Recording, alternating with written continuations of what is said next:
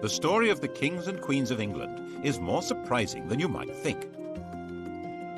It's a fine drama, 1,000 years of tales of lust and betrayal, of heroism and cruelty, of mysteries, murders, tragedies, and triumphs.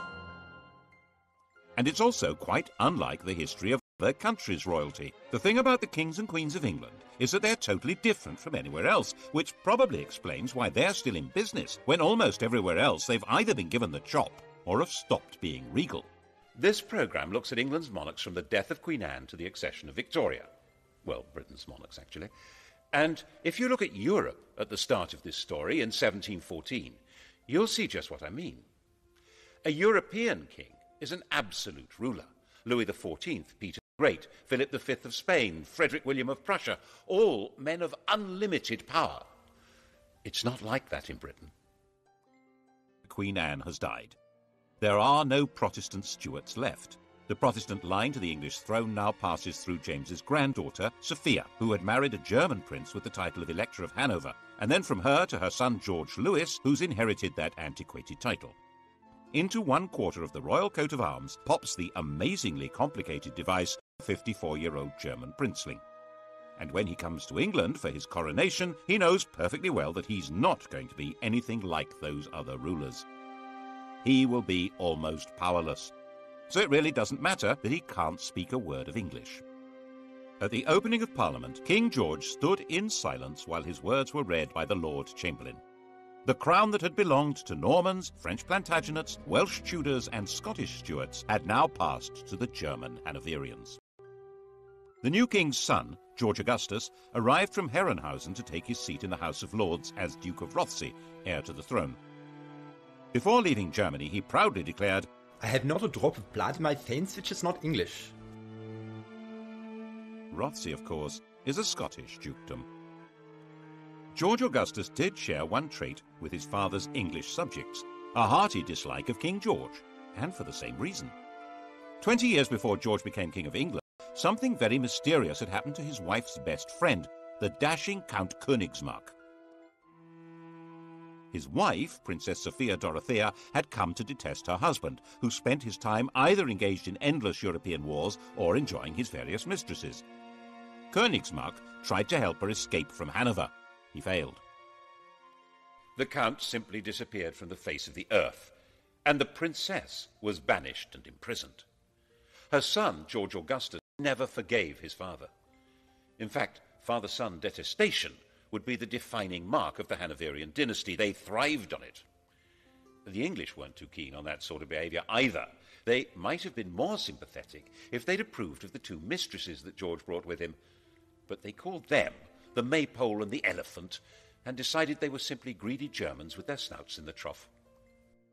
And there were Scottish noblemen who thought that with George lacking support in England, this might be an opportunity to hand the throne back to the Stuart family, and in particular to James II's son, living in France and known as the Pretender. The French thought this would be a great idea. Louis XIV's mistress, Madame de Maintenon, even presented him with a song to be sung on his accession. It had originally been written for Louis to celebrate his recovery from a surgical procedure on his bottom. She translated it for the man who should, she thought, be James VIII of Scotland, and, why not, James III of England. God save a gracious King, long live a noble King, God save the King. The song turned out to be a bigger hit than the man. The Jacobite Rising of 1715 was a complete flop, and after spending a couple of months wandering around the Highlands, James went home to France. George's throne was safe. He spent every winter in Hanover and left the government of England to his ministers. His own work was done by a new figure, the Prime Minister, a politician acting as a king's substitute. The first man to take on this role was Robert Walpole. Since Walpole didn't speak German, the pair of them communicated in schoolboy Latin. King George died a sudden death in 1727 while in Hanover, aged 67.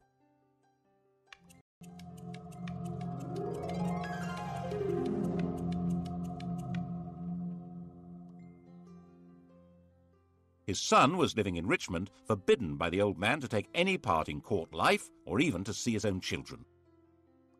When Walpole came with the news of his father's death, George II appears to have regarded it as a wind-up. "That is one big lie." But the outcast prince was indeed now George II, by the grace of God, King of Great Britain, France and Ireland, Defender of the Faith, Elector of Hanover, Duke of Brunswick-Lüneburg and Duke of Celle. When he'd been convinced, he came here to Leicester Square. At the time it was Leicester House, where he'd been running his own court. And here he was attended by the Archbishop of Canterbury, who formally presented the most powerful documents in the world. When William the Conqueror and Henry II died, their wills established who would rule after them. George took his father's will and, instead of opening it, shoved it in his pocket. It was never seen again, to the great disappointment of his father's mistresses. George II's wife, Queen Caroline, had very firm ideas on what should happen next, and her husband was quite obedient. The result was that everyone who'd been hoping for their own promotion in a changed government was disappointed. Walpole remained Prime Minister. He'd promised her that she would get a personal grant of £100,000 a year, double the offer his opposition came up with, and very little actually changed at all. That included the traditional hostility between anyone called King George and his son. The son in question was now, of course, the son of George II, Prince Frederick. According to Queen Caroline, he was the greatest ass, the greatest liar, the greatest canaille, and the greatest beast in the whole world, and we heartily wish he was out of it. She would have said it in German. George agreed with the Queen and refused to allow Frederick to marry Princess Wilhelmina of Prussia on the entirely sensible grounds that I did not think that engrafting my half-witted coxcomb upon a mad woman would improve the breed. Prince Frederick's view of his father was, by contrast, quite balanced and objective. He's an obstinate, self-indulgent, miserly martinet with an insatiable sexual appetite. Obstinate? Yes. Self-indulgent? A fair point. Miserly? Well, he had slashed Frederick's allowance to make him less of a social rival. Martinet? Well, certainly a man of relentless and determined regular routine. And the sexual appetite? We assumed that as his right. For instance, he began seriously lusting after the beautiful young wife of the Count of Walmoden when he met her in Hanover in 1735, and he told the Queen that You must love the Walmoden, for she loves me. The popular view of the king was that he was a randy buffoon. He seems to have been flattered by the jokes about his sexual efforts. As his father had once done, Frederick ran his own alternative court, which was far more popular than the king's. King George II didn't like that. Mein Gott, popularity always makes me sick, but this makes me vomit. The pair of them even patronized rival operatic outfits. The king and his entourage went to see Handel at the Haymarket. Handel had written George's coronation anthems. His music was grand and glorious, altogether suitable for magnifying the greatness of a self-important royal personage.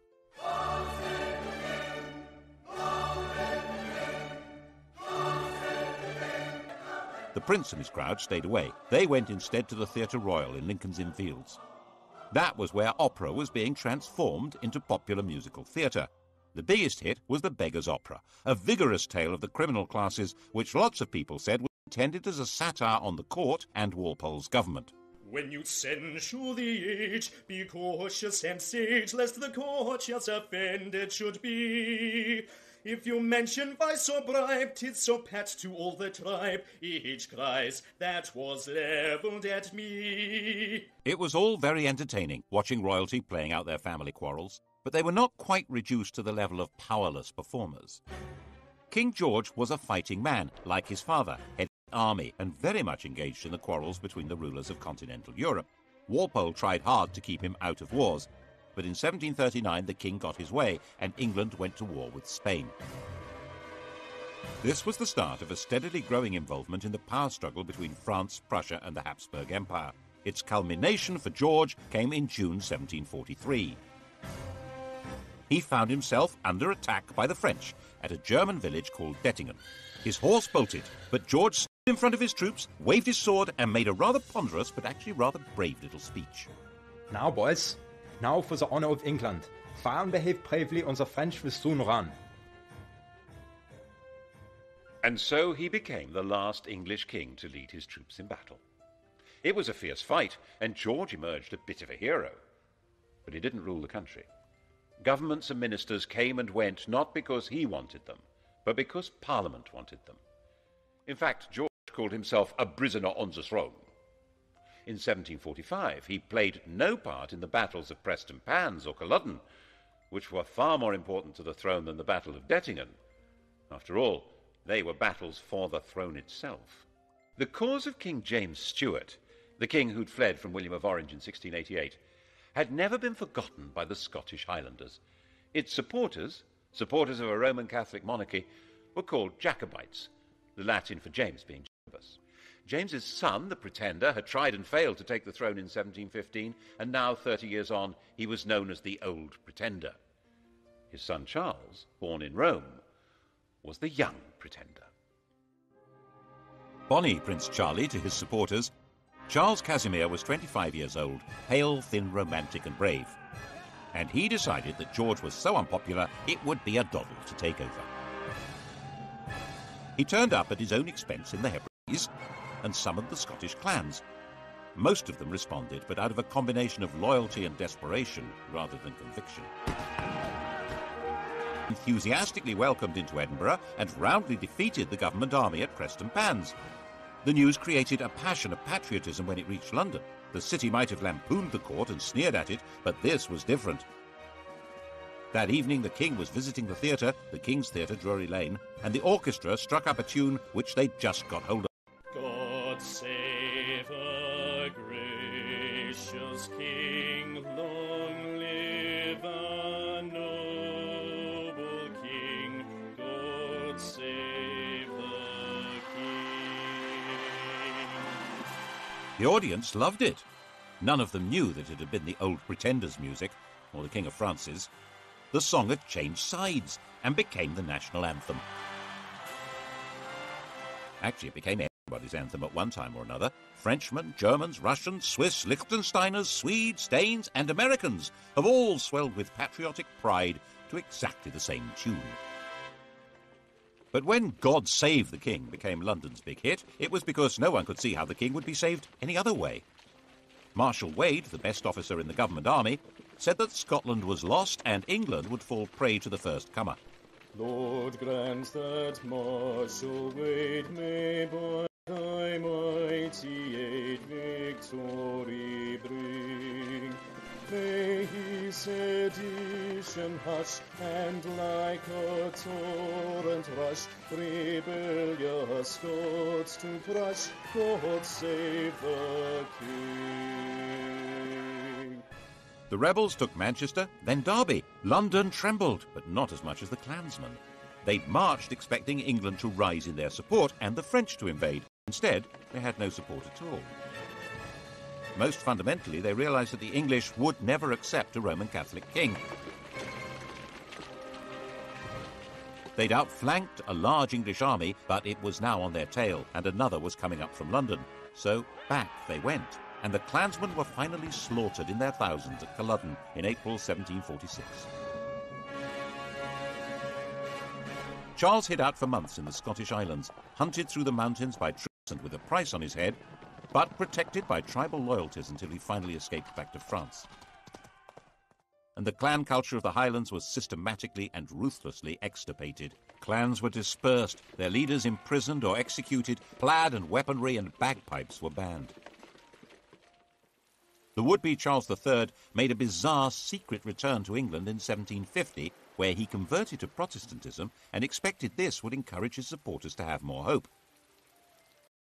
They were more impressed by his degree of attachment to the bottle, not so much the king over. George also found his other great enemy removed. His son Frederick died in 1751. He'd been hit hard in the stomach by a tennis ball, and the resulting abdominal ulcer burst and killed him. The new heir to the throne was a 12-year-old child, Frederick's son, George. But the great problems of the kingdom were outside the king's grasp. His country was now a great imperial trading power, with huge involvements in India, the East Indies, North America, and the Mediterranean. So was France. At the same time, continental Europe was constantly boiling over into war, and Hanover was in the middle of that. In 1756, the great powers finally locked horns in a do-or-die struggle that would girdle the whole world. This would become the 7 Years' War. It was truly the First World War. Britain fought in the name of its king, but that king now neither directed policy nor took part in the battles. A new world. In fact, affairs were so far out of the king's control that when he dismissed ministers he didn't like, they came right back again. So far as the English were concerned, this was just how things ought to be. Englishmen were entitled to liberty. The despots were on the other side, Catholic France and Austria. Their whole life, commerce, industry, and fighting force was directed by royal tyrants who ruled over starving and powerless peasants. And on the other side, Protestant Britain, whose commerce was run by men of business, whose industry was directed by free tradesmen, whose army and navy were run by heroes and manned by proud free men, and whose court was the centre of society, not of autocratic power. And that was how many of the British really did see it.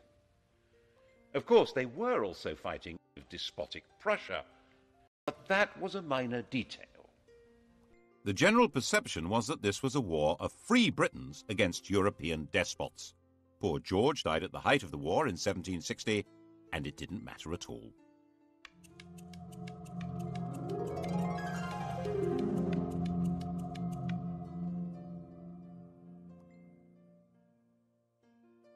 His grandson, now George III, was 22 years old. He had been brought up by his mother, a German princess, in her imitation of the very deferential court of Hanover. He learned the European idea of what a king should be, an enlightened despot whose power was absolute and was to be used for the benefit of mankind. This was, of course, very far from the English notion of kingship, in which the king was the leading figure in society, but whose power was entirely controlled by Parliament. He immediately set to work as a bossy, quick-speaking man. He read widely. He was fascinated by machinery and agriculture. He was a man delighted by the agricultural and industrial revolutions, and he was determined to restore the crown to what he saw as its proper position, a position abandoned, in his view, by Georges I and II. Unlike them, he'd been born in England and spoke good English, even if his grasp of grammar was ropey, and he had no old or young pretender to challenge him. At the opening of his first parliament, he declared, "Born and educated in this country, I glory in the name of Britain." Parliament was controlled by one party, the Whigs, effectively an oligarchy of rich men who ran the country by a system of bribery, patronage, and nepotism. George felt that it was his job to improve matters. And so began the most catastrophic reign since James II. If it hadn't been for George III's attempt to turn back the clock, the inhabitants of New York might still be using British passports, and the inhabitants of Los Angeles and Miami, Spanish ones. Now there's a thought. To break the power of the Whigs, he set about creating what was almost his own political party, a group of MPs known as the King's Friends. He took back the power of distributing positions and favours from the government and did it himself, so he soon built up a collection of political dependents. His first objective was to bring an end to the war. He didn't at all share the anti-French views of the Prime Minister, William Pitt. It took a lot of political manipulation, but in 1763, with Pitt removed from power, a peace treaty was signed. By this stage, the war had actually been won. Pitt's policies had resulted in Britain becoming the dominant colonial power in the world. Britain was more or less undisputed ruler of North America, India, the Caribbean, and much besides. And George took the credit, the glory, and tried to take control. At the end of the 7 Years' War, in 1763, the King of England ruled over more of the world than any man since Genghis Khan, an empire about 5 times larger than Rome. Of course, he wasn't in the position of an Asiatic tyrant, or even your common or garden European despot. His control would have to be through Parliament. His power was limited to choosing ministers, and even that wouldn't work if Parliament and the country wouldn't stomach them, as George kept finding out. His solution was to do all he could to increase his own influence in Parliament, in effect get stuck right into political intrigues. Since it was illegal to report parliamentary debates, people became very suspicious of what was going on. He spent huge sums on trying to influence elections and would even personally go out canvassing. On one occasion, for instance, bustling into a draper's shop, saying, "The Queen wants a gown," announcing who to vote for, and rushing out again. When things went wrong. When Parliament rejected a bill that would have helped the Spitalfields weavers, the weavers marched off to find the king at Wimbledon. Shades of the Peasants' Revolt. George listened to their complaints and persuaded them to go back home. But when they realized he wasn't going to help, they rioted, and he personally ordered out the troops. He said he would put himself at the head of the army or do anything else to save his country. He also had a hand in creating the notorious Stamp Act of 1765, which tried to make the English colonists in America pay a tax on paper. This was the moment at which the whole language of politics began to change. One Virginia colonist declared, "Caesar had his Brutus, Charles I his Cromwell. May George III profit from their example." The Cromwellian revolution of the previous century had certainly been driven by the connection between taxation and liberty. The issue now was that the 13 English colonies in America had their own governments, run by their own local oligarchies, and raising their own taxes. The idea that they could be taxed by the oligarchy in London, headed by the king, was totally outrageous. They would have no way to influence what was done or what they had to pay. Colonists who supported the government were threatened by their compatriots. Some were tarred and feathered. And by the time the act came into effect, there wasn't a single person who'd accepted the job of commissioner to collect the tax. It had to be repealed. There was similar alarm in England, as in his attempt to control Parliament, George arrested his leading critic there, John Wilkes. Mobs rioted in the name of Wilkes and liberty and threatened the king. Wilkes was released, and it was established that there was a legal right to report and criticise what happened in Parliament. But by 1770, he had created the political system he wanted. The political parties had collapsed, and he had a docile chief minister, Lord North, with a parliamentary majority through whom he could run things the way he thought they should be. George liked running things. Popularly known as Farmer George, he took a very close interest in modern farming methods, developing animal breeds and new crops.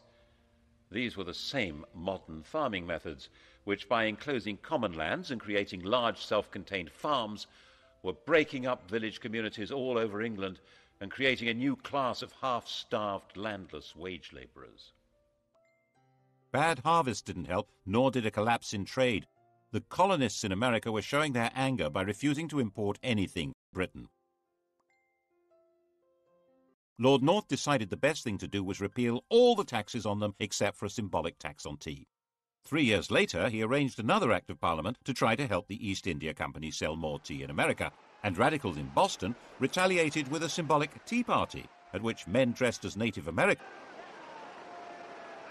The reaction in England, stirred by the popular press, was that the colonists must be punished. George certainly shared that view. Blows must decide whether they are to be subject to this country or independent. Misunderstanding the strength of feeling and of organisation against them, the government tried to use too little force and triggered a full-scale rebellion.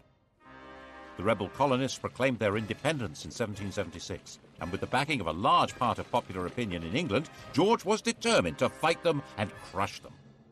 The result, as many less warlike Englishmen had been warning, was disaster for England. Even Lord North wanted out, but George was in charge. The American Revolutionary War became a campaign not against unjust government or English rule, but against the very principle of monarchic government.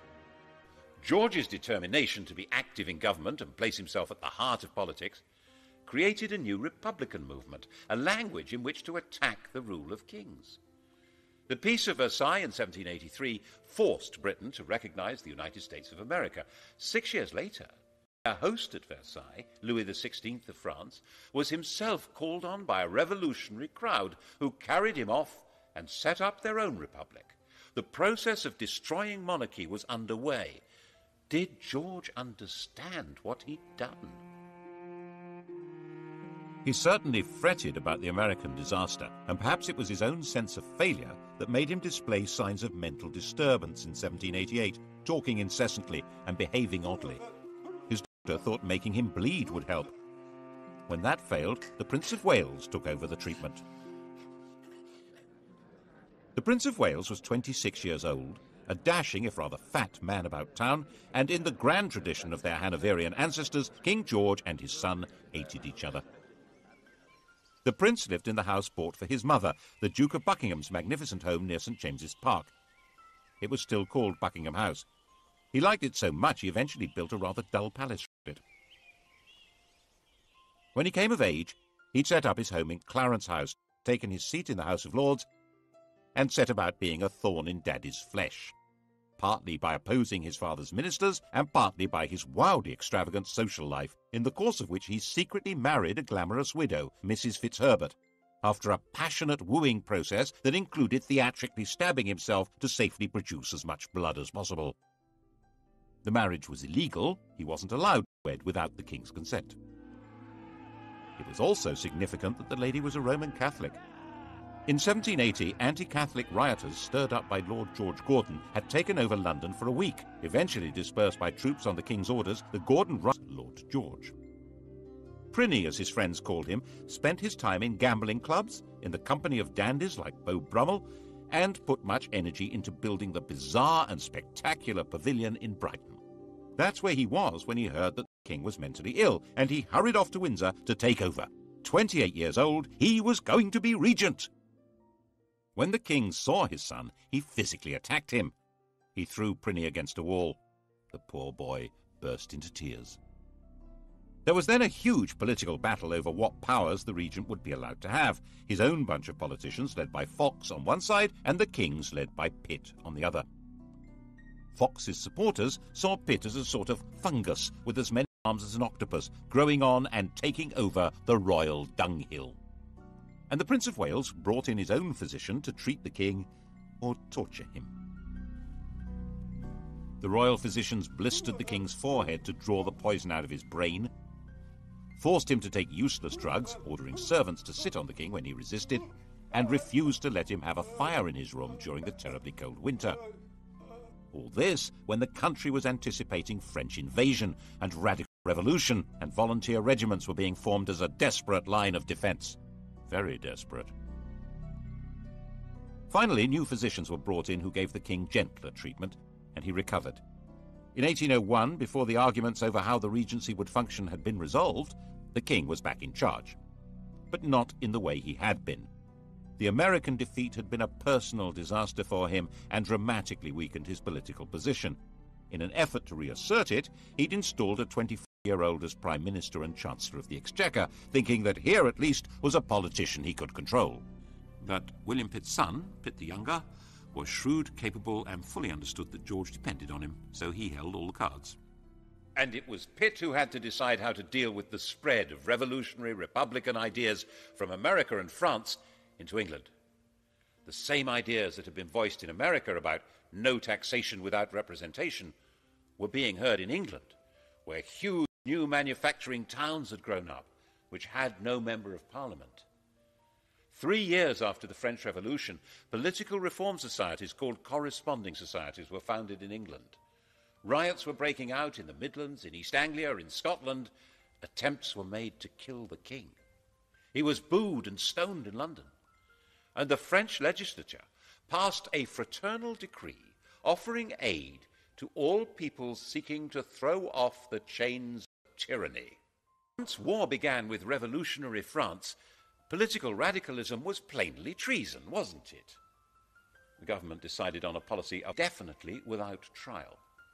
The government charged people with treason for organising public meetings calling for political reform.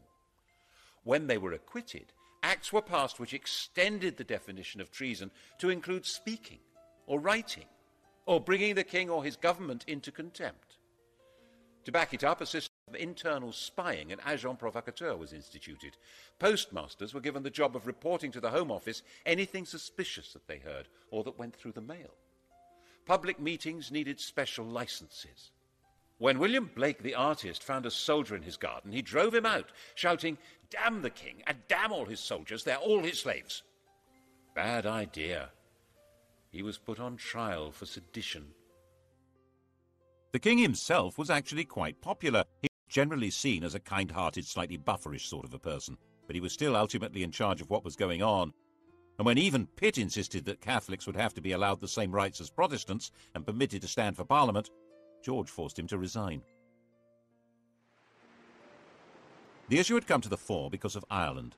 If England had some potential revolutionaries, how many more had Ireland, a land where an oppressed Catholic majority were ruled by imported Protestant colonists, and an ideal staging post for a French invasion? In 1801, Ireland was incorporated into Great Britain, creating the United Kingdom. It was an attempt to make Ireland more secure. The fact that at the same time the king formally abdicated his meaningless title of King of France shows exactly where the threat was coming from. But if Ireland was to be truly united with England, there would have to be Catholic emancipation. And King George wouldn't have it. Whatever might have happened could not have been worse than what did. Ireland still bleeds now. The shadow of George III lies over the history of the world more darkly than most people realize. As with the American disaster, it seems as though one part of his mind was determined to make him feel the full weight of his responsibility, and once more his mental state degenerated. He made a slow recovery, enough to sack his ministers in 1805 when they tried to lift the restrictions on Catholics becoming military officers. But he was becoming blind and infirm, and in 1810 his mind finally collapsed. No one's quite sure what was wrong with him, but a strain of hereditary insanity had run through the royal family ever since Henry V's marriage to Catherine de Valois. Blind and deaf, suffering from abdominal pains and dementia, his body lived on, but his reign was over. Prinny took over at last.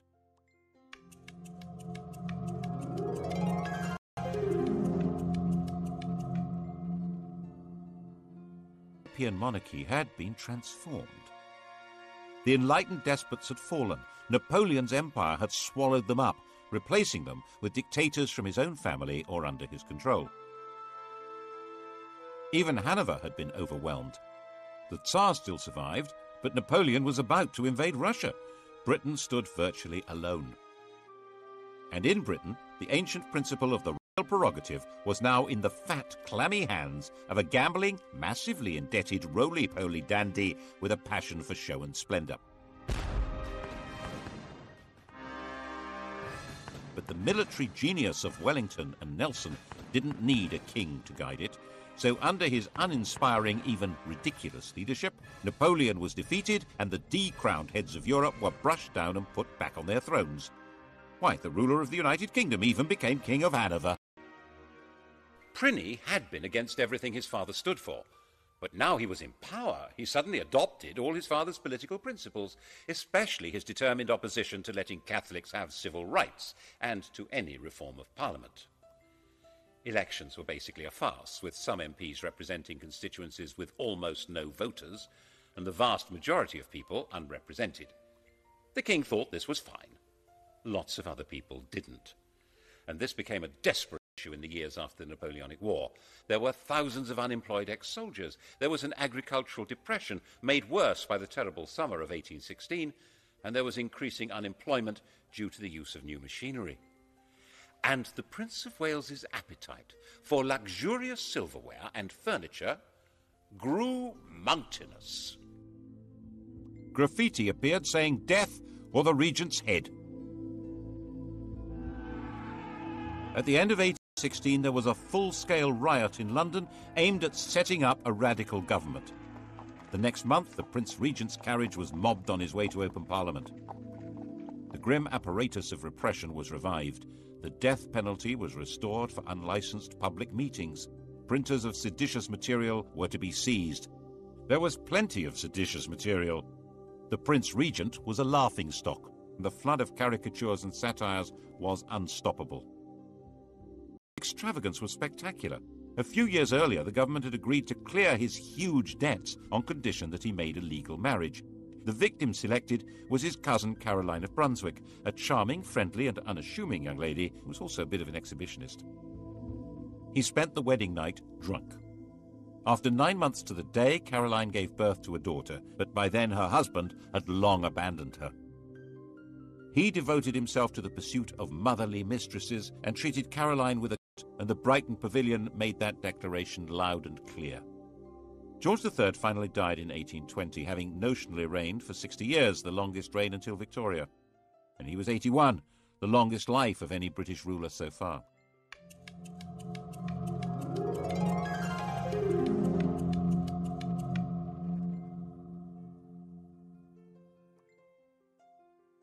Pliny was now king.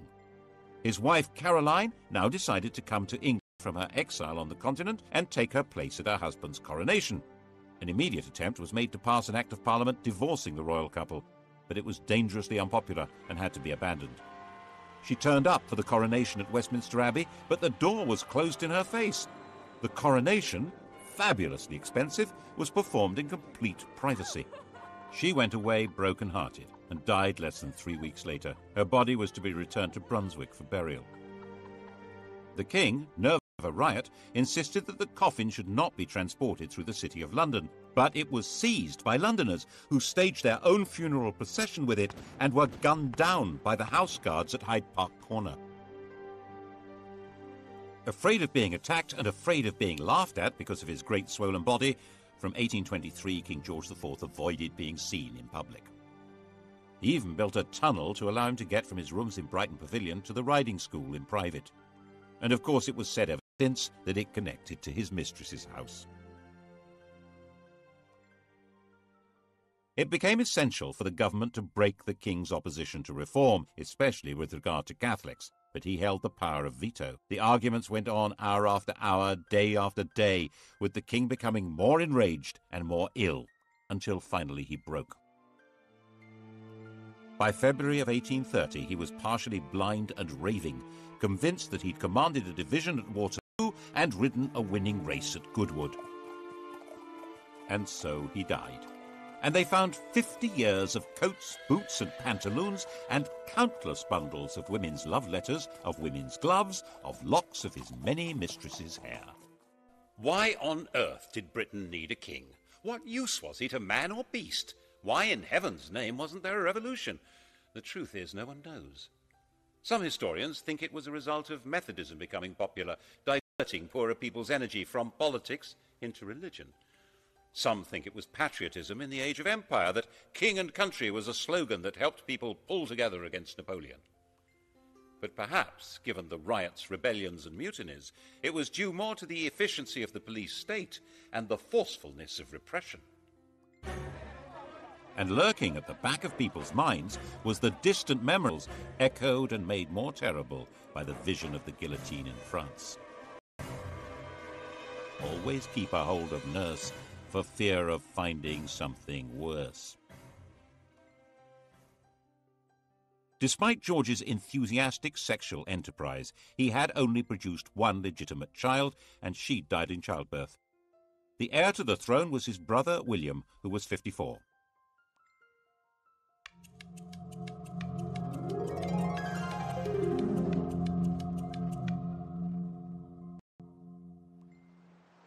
He had been sent into the Navy as a young man, where he developed into a severe disciplinarian and a stickler for etiquette.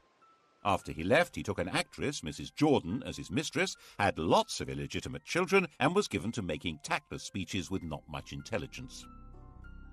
He eventually had made a royal marriage to another German Protestant princess, and Mr. King and Mrs. Queen lived at Bushey to the north of London, like a quite ordinary couple.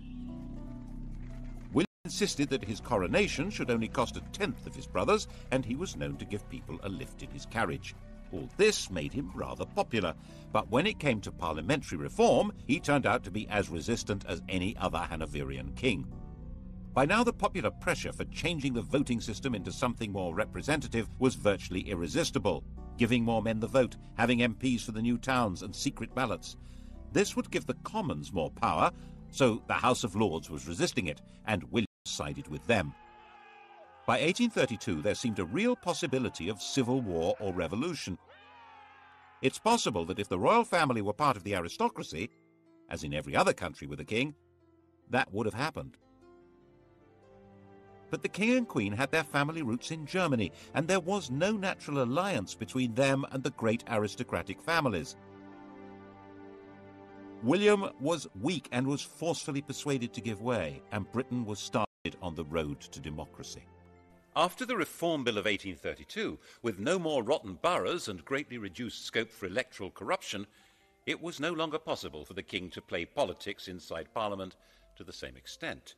The monarchy would now be forced back into its constitutional box, and it was no longer sufficiently dangerous to be worth the trouble of a revolution. When he died in 1837, William's legitimate children were already dead. The heir to the throne was the daughter of his brother Edward, a young girl of 18. She would make a demure and pretty little queen who could leave the business of running England to the professionals. Couldn't she?